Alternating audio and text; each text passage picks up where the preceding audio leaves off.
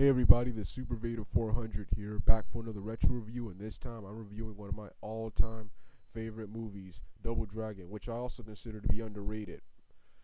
Of course, Double Dragon is based on the Double Dragon video game franchise of the same name.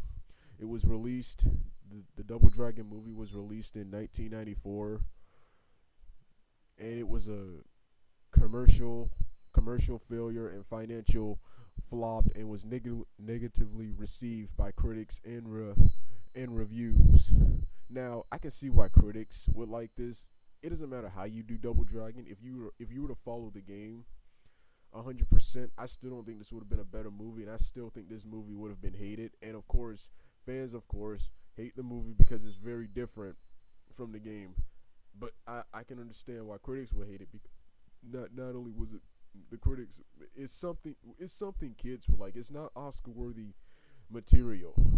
It's something kids and teenagers and people who like movies like Double Dragon would enjoy. No serious credible film critic would enjoy this unless it was like a guilty pleasure or something or something could appreciate something like this. Is B movie level.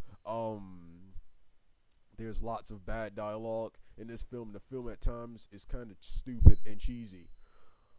But I for one, I for one love this movie. I thought this movie had a pretty good story actually. A pretty good story.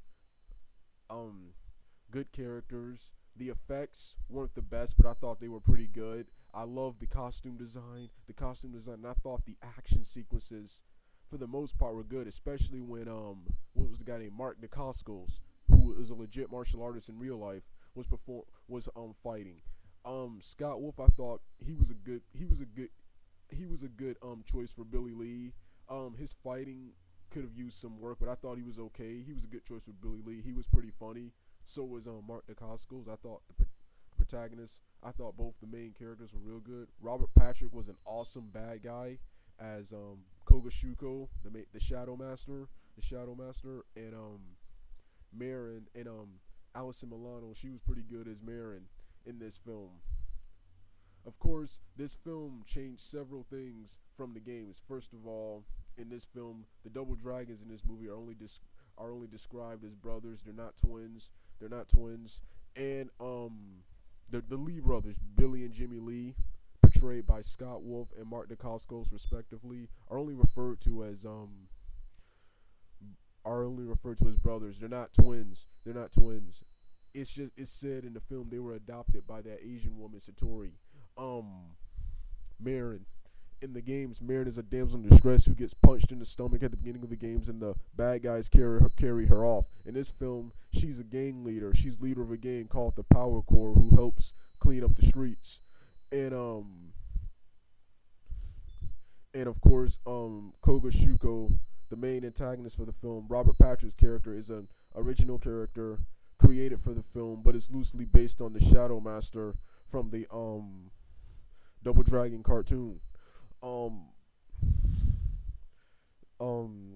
But the whole Double Dragon movie feels like the video game. It feels like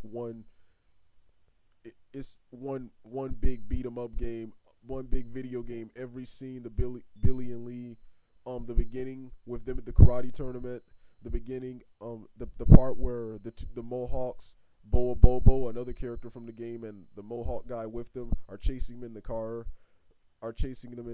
And another favorite scene, the junkyard scene where they started fighting, where they got attacked by all these gangs.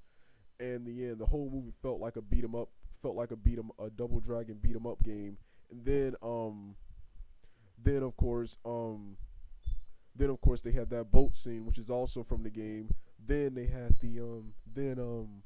then it's in a post-apocalyptic world, which is what the Double Dragon video games are. The Double Dragon video games are about two brothers, Billy and Jimmy Lee, fighting the Black Dragons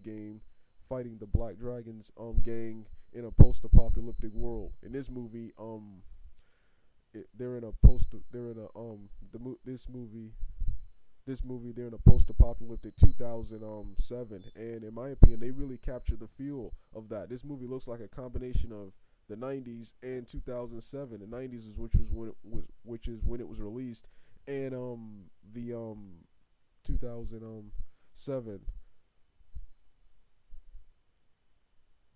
Um, the only things I didn't like about the film were one of the characters from the game, Boa Bobo. Now I like how they tried to follow the game. Boa Bobo is one of the first major antagonists you fight in the Double Dragon the Double Dragon video game. In the game, he looks like this muscular mutant black guy. Whereas they tried to turn him into a mutant somewhat in this film, but the makeup effects on him were awful. I wish they would just kept him as himself. The actor Niels Allen, an underrated B movie actor in my opinion, was already looked cool and intimidating as Boa Bobo with the mohawk, the armor, and the long pants and the shin pads and the kick pads. I thought he was already cool, and I really wish he would have stayed like that the whole film. I do like how he, I guess, became a good guy at the end. That's a good way. That's a good way to put it. That's a new way to do it instead of that's a good plot twist. Him becoming a good guy and aiding the Lee brothers in the end. Him being betrayed by Kogashuko and becoming the and joining the Lee brothers in the end. That's a good plot twist. But I wish they would have kept it the way it was, where kept him the way he was, and also at the beginning, after Boa Bobo and his gang, the Mohawks, chase Billy Lee. After the car chase is over, I was ready. I was ready for a fight between the Lee brothers and Boa Bobo and the Mohawks, just like in the game. But no, instead we had Mary come out of nowhere and interrupt the fight and drive the Mohawks and get the Mohawk guys to leave. I wish they would have had Billy Lee and Jimmy Lee fighting Boa Bobo with the Mohawks first for a little bit, and then have Marin come and interrupt the fight, leaving it as a draw, and maybe they'll settle it later. I wish they would have done that instead of having her interrupt them before they could even fight at all. Only other scene things, but yeah, these are the only things I didn't like. That's the only thing I didn't like about the film. I thought everything else was good. I love the whole story surrounding the medallion. The medallion. There were two halves of the medallion. Each half grants special powers like invisibility. You can travel like a shadow, and that's pretty much it. And then when you put the two halves together, you can do all sorts of things. One of the things he did was create two shadow warriors to fight Billy and Jimmy Lee, which I also thought was cool. And Billy and Jimmy Lee beat him with this cool spin kick finisher. It was awesome. And then of course, that's pretty much what the whole movie is centered around. The plot is that it's set in a post-apocalyptic 2007 after a massive earthquake hit Los Angeles. Los Angeles became New Angeles, and the streets are now controlled by gangs. Victor Geisman, who names himself Kogashuko, is a businessman, is a leader of this gang who has one half of the medallion and seeks the other half of the medallion, which Billy Lee owns. Throughout the whole movie, he's trying to get that medallion and finally succeeds in getting it at the end. But the Lee brothers managed to overcome him, and beat him and send him to jail. Beat him and send him to jail. Like I said, this was an awesome movie. This movie was also pretty funny. There's lots of hilariously bad dialogue, and I thought the Lee brothers were hilarious. Actually, they were joking every part of the movie. The only part where they were serious, and I actually felt sorry for them, was when their adoptive mother Satori got killed by Geisman. Yeah, this was an awesome film. I think this film is way better than what critics and fanboys rated out to be. I mean, if you would have made this just like the game, I don't think this movie would have been any better than what it was. Come to think of it, two movies that come to mind: Double Impact, which I didn't think was all that good, other than two Van Dams, and Bolo Ying. I really didn't care much for that film. And then there was Showdown in Little Tokyo, which I also liked. But other than Brandon Lee and Dolph Lundgren in the main roles, and Kari Hiroki Tagawa, who portrayed Shang Tsung in Mortal Kombat as the main antagonist, I really probably wouldn't care about that movie. That movie was more Double Dragon, but I didn't think that movie was any better than this.